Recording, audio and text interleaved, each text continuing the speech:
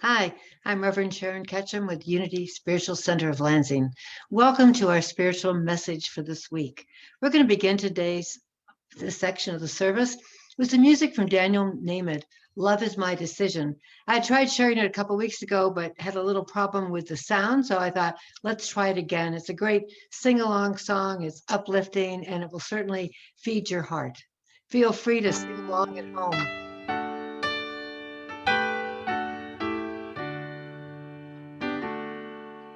Love is my decision.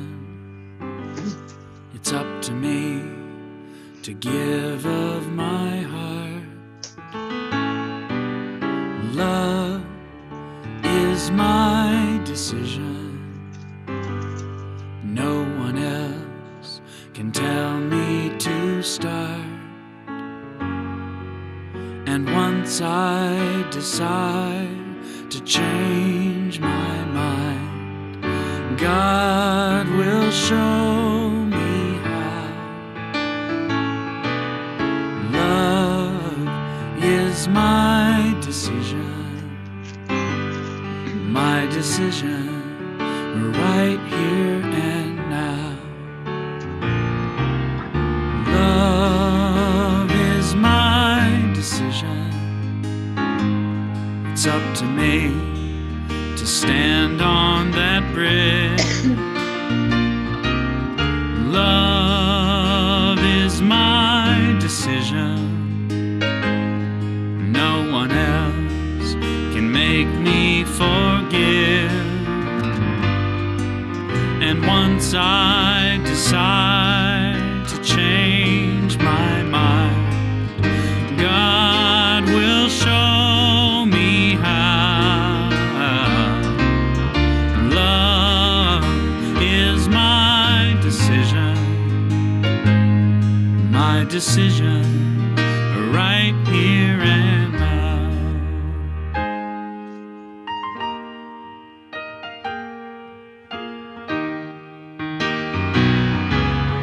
Love is my decision. It's up to me to dance down the road. Love is my decision. No one else can lighten my load. And once I decide to change my mind, God will show me how. Love is my decision, right here and now. Love is my decision. It's up to me to dance down the road.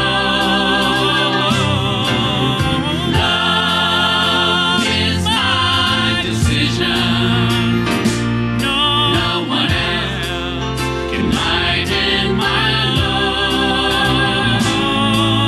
And once I decide to change my mind, God will show me how.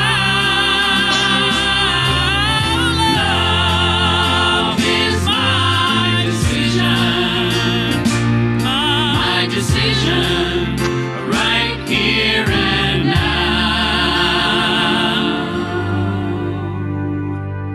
My decision, right here and now.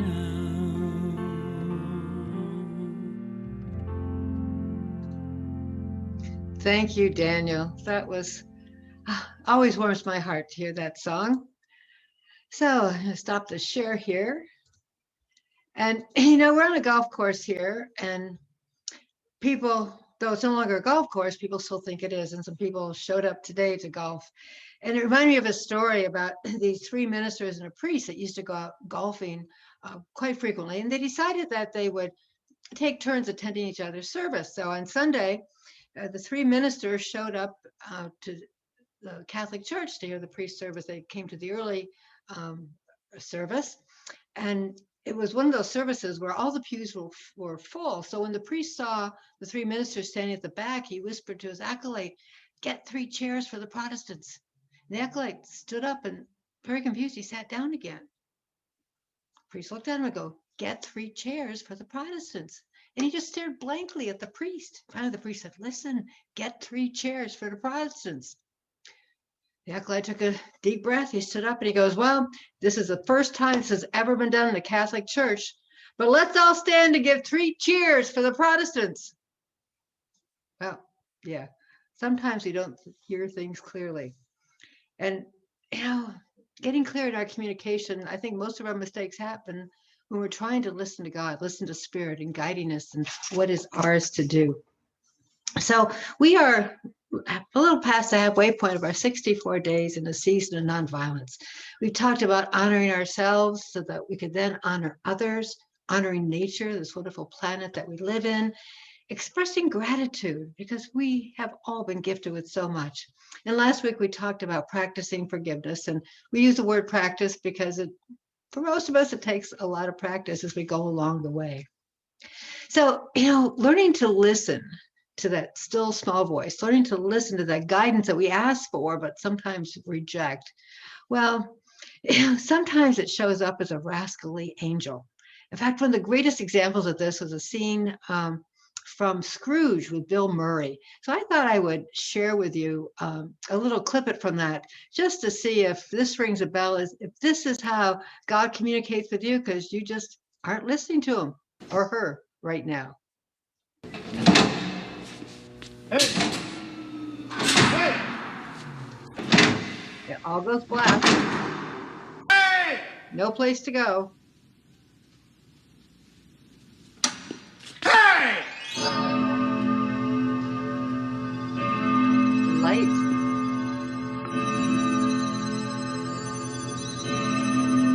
Hi, Frank. Come on out and play with me. 1, 2, 3, 4, 5, 6, 7, 8. 2, 3, 4, 5, 6, 7, 8. I'm a little muddled. 7, 8. 2, 3, 4. I'm so relieved it's been so long.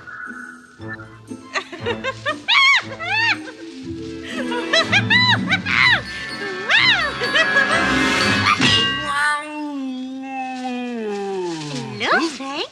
I'm the ghost of Christmas present. I had a funny feeling.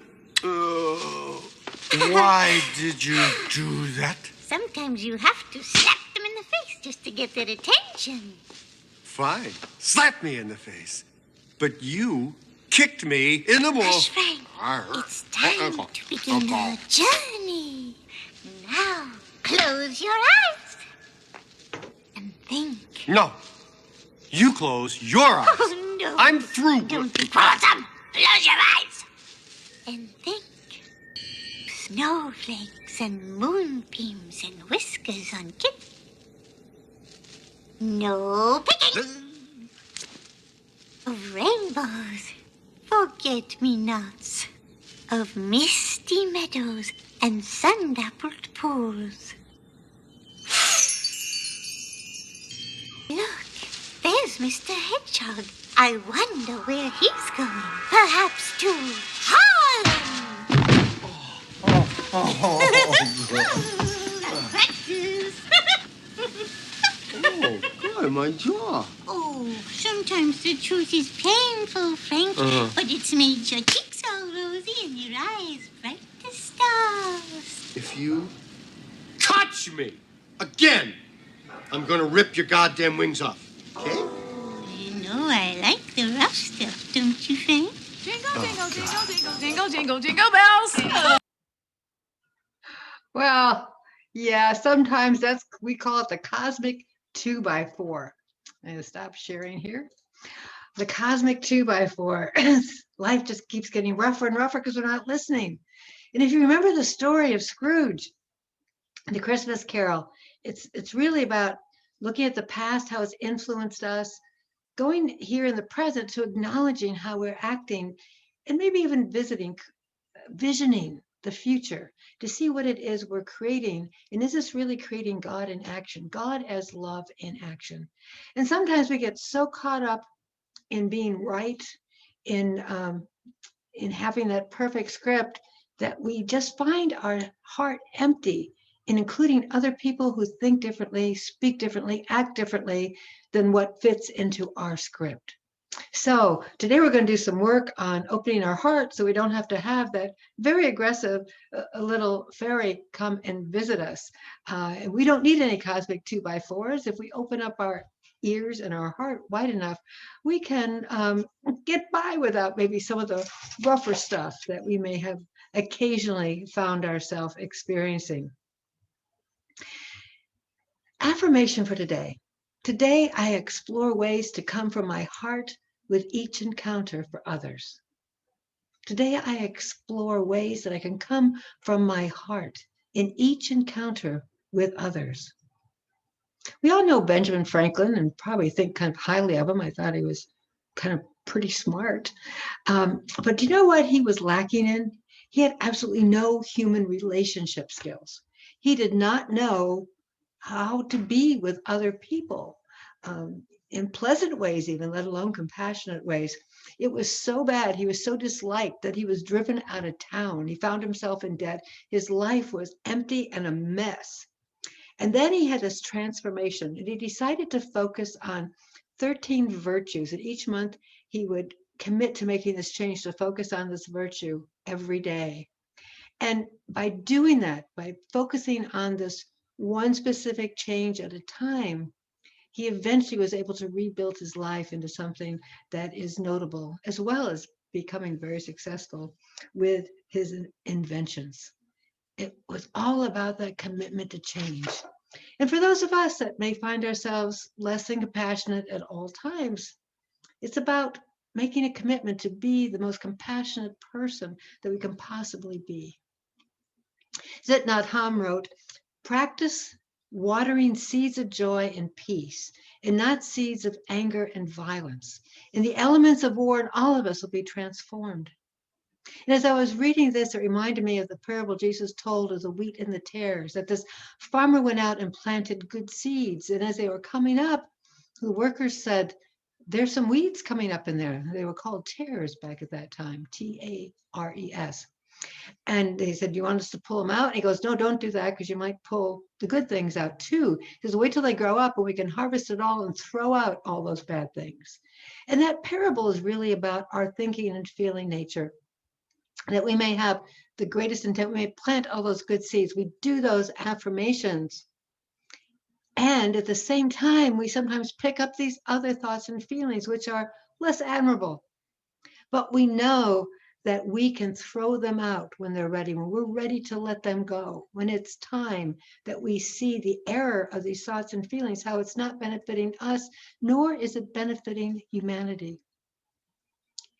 In the Tao, the Tao Te Ching, this wonderful book written 6th century BC, so this is 600 years before Jesus's teachings, and they thought 3 things to teach: simplicity, patience, and compassion.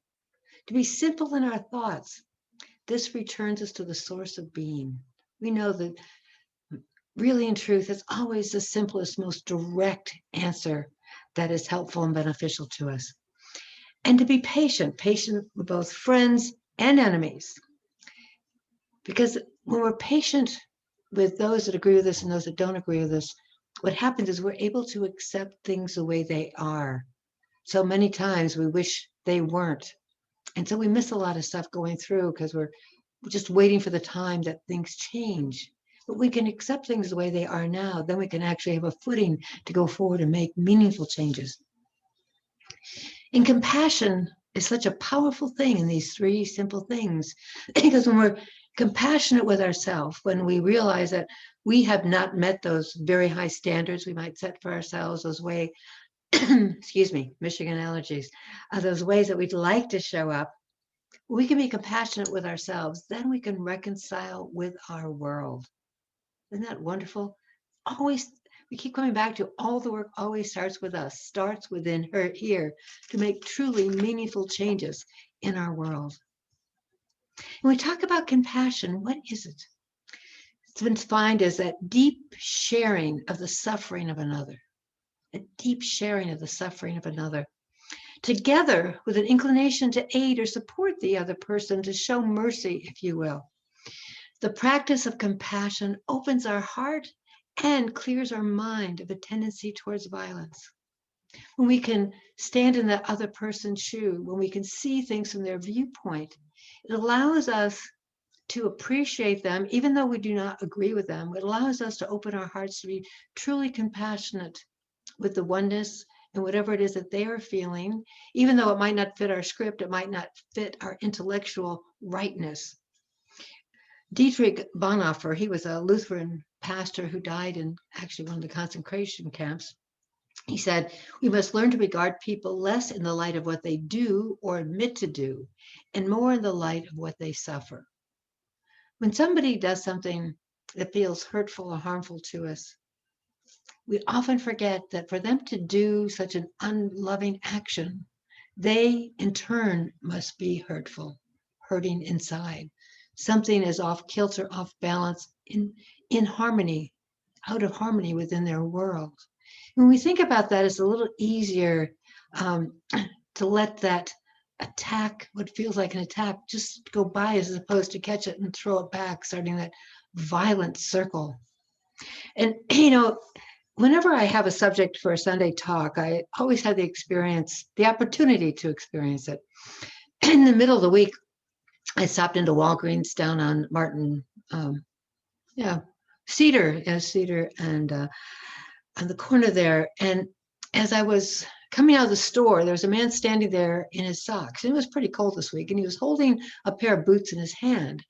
And he asked me for money to buy him flip-flops because he was a size 13 shoe, and what the shoes he had here were only a size 10, and his feet really hurt. And he really couldn't walk.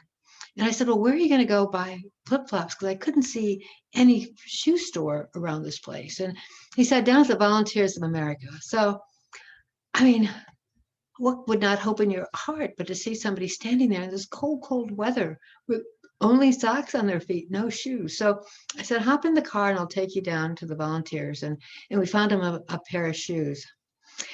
And when I thought about it later, I don't know if this was the safest behavior to participate in, to pick up a strange man and take him in the car with me. But my heart would not let me leave this man in stocking feet in the middle of winter. That's what compassion is, this movement to do something we're compelled to do in a loving way. I could feel his suffering. I could feel his pain. And it was just so interesting to actually experience what just pure compassion was for somebody else without judgment. And I did set healthy boundaries. I mean, this is what I agreed to do, and that's all that I was going to do with him. And if I hadn't done it, when I got home and told my wife what had happened, and she was concerned that, that was not the safest thing to do. And I said, but I couldn't leave him. And she goes, well, sure you could have. And I said, no, I couldn't. He would have stayed in my heart and mind all day. I would have felt something that was very uncomfortable, because how could you leave a human being in such a situation? So demonstrating compassion always starts in our thoughts. So when I say thoughts, it's that heart-mind connection, because we have this soul thing working inside of us, that part of it's in our mind and part of it's in our heart, and it just merges together in this wonderful exchange of energy. Our words and our actions come from our beliefs and our values and our attitudes, all of these invisible things that we hold inside of us. And creating peace in our life begins by creating and nurturing peaceful thoughts, loving thoughts, compassionate thoughts. Let those be the wheat. And anything that is less than that are tares. They are weeds. They are thoughts that we can get rid of. So today we examine our words and actions to see what beliefs they reflect. If we listen to ourselves, we would catch those incongruencies between our real core values and maybe some accumulated beliefs that are snuck in there that's going to bring that little fairy to slap us across the face or pull on our ear and straighten us up and get us to pay attention, to wake up. Jane Gassman said, be careful of your thoughts. They become words at any moment. How many of you have gone, oh, did I say that out loud? Thoughts become words at any moment. And of course, one of my favorites that stays in my mind all the time is from Thoughts from the Universe. And the catchphrase is, thoughts become things. So choose the good ones. Thoughts become things. So choose the good ones. Get rid of the weeds. Get rid of the tares. Harvest the wheat. Harvest that which will nourish you and nurture you. We can demonstrate compassion just by making one change in our life, whatever that might be with you. Okay, if we remember, our words and actions flow from our beliefs, our values, and our attitude, and we create peace in our lives, and creating peace in our life creates peace in the world. A little bit more peace, it all adds up. We do this by creating and nurturing peaceful thoughts. So we know always it starts with us, and the most powerful thing we can do is to change our beliefs about the nature of people, the nature of life, the nature of reality. And we can begin to do something more positive, to act accordingly, to make those choices, to exhibit compassion, even when it doesn't make any intellectual sense. Wow. So today, could you release this one belief that no longer serves you in interaction with others? I don't know what that belief is for you. I'm still working on what it is for me. What belief could I release in my interaction of others? Maybe it's, instead of thinking that they're not totally sincere, that they are always honest and truthful with me in that moment.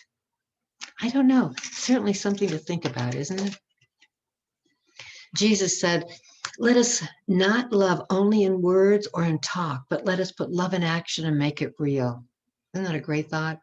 Don't just talk about love, but put it into your action and make it real. And we all know the story of Jesus with the multitudes, feeding them from a few loaves of bread and a few fish, that he was able to feed thousands. And this one translation of the story I just found so appropriate for today. He said, I feel compassion for the people. I feel compassion for the people because they have remained with me now for 3 days and have nothing to eat. And if I send them away hungry to their homes, they will faint on the way. And some of them have come from a great distance. And so the story goes, they asked who had food to share. And they came up with a couple baskets of a few loaves of bread and some fish. But as they passed it around to the multitudes, these thousands of people, by the time they finished passing it around, they had 7 baskets of fish and bread. From a measly beginning, they had this abundance to share, enough to share and enough to spare.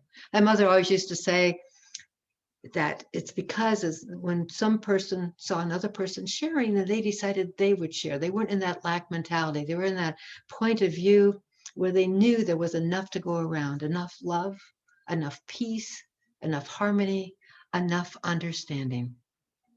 So as you go about this week, what is it that we can, let me get back here. Oh, wrong one. Okay. I will stop that share and get back. There we go. Okay.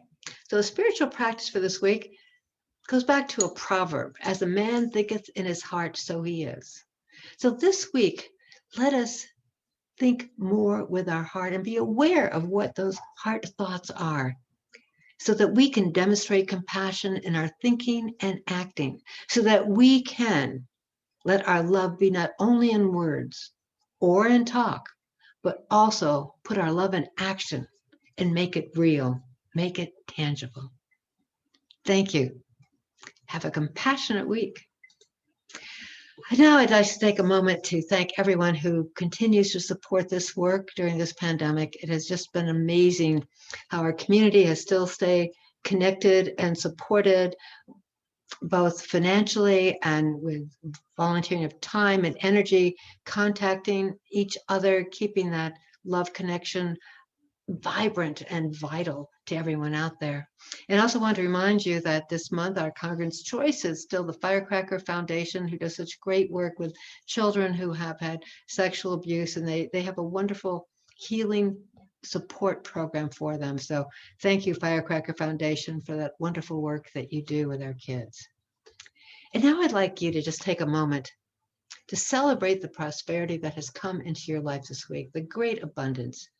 For many of us, part of that prosperity has been the joy of hearing robins sing, promising us that spring is coming. I've heard rumors of those that have seen crocuses breaking through their yard, even though there may be remnants of snow around them. I know that there are those of us who have been surprised by people who have reached out and connected with us of just a multitude of gifts, somebody that thought about us and dropped off a little gift that was special and just warmed our heart. So as we think about all those things that have filled our heart, and for me, this today was really about, I am so grateful for the National Guard who was there to give me my second COVID shot.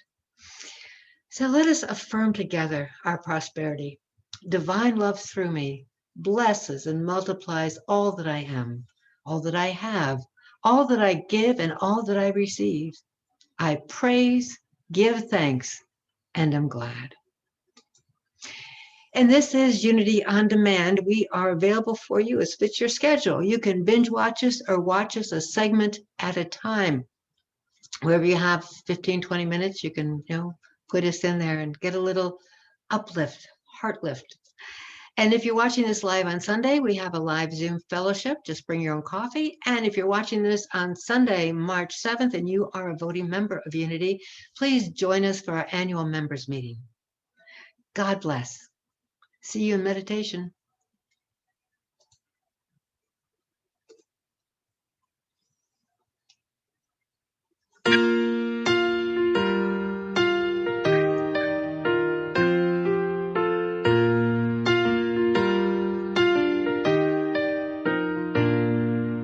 Peace in my life is growing because I choose love. Love's always present, it's what I'm made of. I choose love. We are a part of each other. We are one tie that binds us, that can't be undone. I choose love.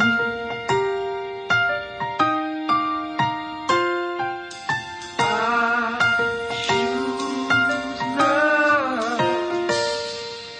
Peace in my family is growing